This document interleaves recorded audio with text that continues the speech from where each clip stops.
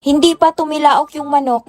Sinet up na nga to ni Papa sa rooftop, itong malaking payong na binili ko. Sa December 31 pa lang, busy na si Madam sa mansyon para sa pagsalubong sa bagong taon. Pati na din tong mga pamilya ko. Pagkatapos nga magsimba ni Madam, nagluto kaagad siya. Dahil meron kaming kanya-kanyang putahe na lulutuin. Dahil nga sabi ng mga pamilya ko, dito na lang daw sa mansyon ni Madam magse-celebrate ng bagong taon. Syempre, nagmayabang kaagad si Madam na seafoods na lang yung putaheng lulutuin niya. Ito lang kasi yung kayang lutuin ni Madam.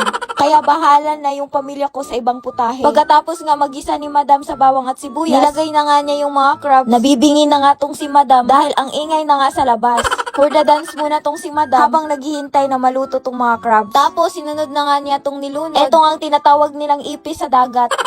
Nilunod na nga din niya itong isang buong butter. Tapos haluin hanggang sa matunaw. Naglagay na nga siya nitong mga pangpalasa. Katulad nga nitong oyster sauce at paminta. Tapos haluin ng walang katapusan. Pero ang nangyari, buo pa din yung butter na nilunod niya. Maingay na nga sa labas, maingay pa itong mga pamangkin ko. Dahil sa turotot na binili ng mama nila. Bago nga nilunod yung sweet corn, tinikman muna ni Madam kung sweet nga ba talaga. Tapos, isa-isa niya itong tinitikman. Dahil nga sweet naman talaga itong corn na ito. Isa-isa na ang nilunod ni Madam sa kawali. Pero yung mais at patatas, nilaga muna yan ni Madam. Lalo na nga itong nilagang itlog. Pagkatapos malunod lahat, haluin mo ng walang katapusan, go. Tapos dumating na nga itong pina-order ko na lechong baboy. Kasi kapag may lechon, ang sosyal na talaga ng handa mo, promise. Hindi din kasi nawawala yung lechon sa handa. Lalo na itong spaghetti. Tira pa ito nung Christmas. Ininit lang para maging masarap. Ang swerte naman talaga nitong spaghetti na ito. Talagang umabot pa sa New Year. Tapos itong crabs at hipo na niluto ni Madam. Ilang taon na din yan sa ref bago niluto. Kung hindi pa magbagong taon, hindi pa yan lulutuin. Pinatikim ko nga sa auntie ko kung masarap ba. Nagloading pa nga saglit bago sumagot ng oo.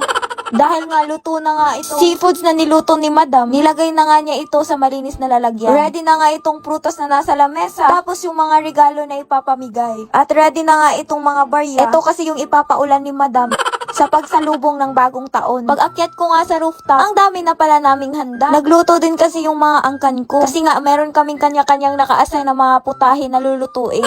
Nagsanib pwersa na nga yung mga putahe na niluto kaya dumami. Kinuha na nga itong takip sa lechon. Except dito sa may mukha. Natakot kasi yung pamangkin ko sa mukha ng lechon. Kasama na nga tinanggal itong tinakip sa mga pagkain dahil kakain na nga kami.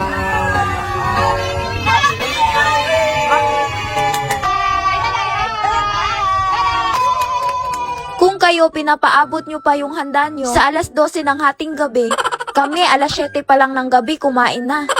Tapos itong lechon, hinubada na nitong mga pamilya ko. Ang isa sa mga inalala ng pamilya ko, baka daw makunat na tong lechon kapag papaabutin pa daw ng hating gabi. Hindi din namin kayang titigan lang yung pagkain. Lalo pat gutom na tong mga angkan ko. Pagkatapos nga namin kumain, nagpalaro na nga kagad itong si Madam.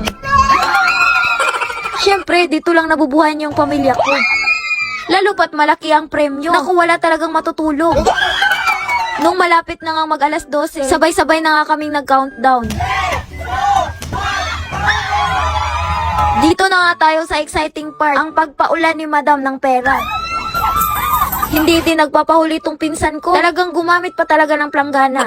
Lahat ng pamilya ko, pati yung pamangkin ko, buhay na buhay talaga. Kanya-kanya na lang talaga ng diskarte sa pagpulot ng pera. Dito nadali yung iPhone 15 Pro Max ko.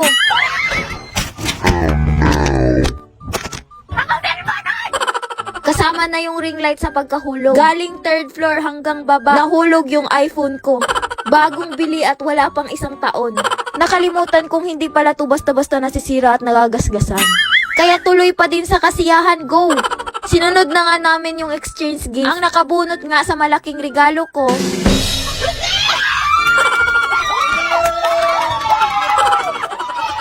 ready na nga daw siyang maglaba everyday kasi may washing machine na siya.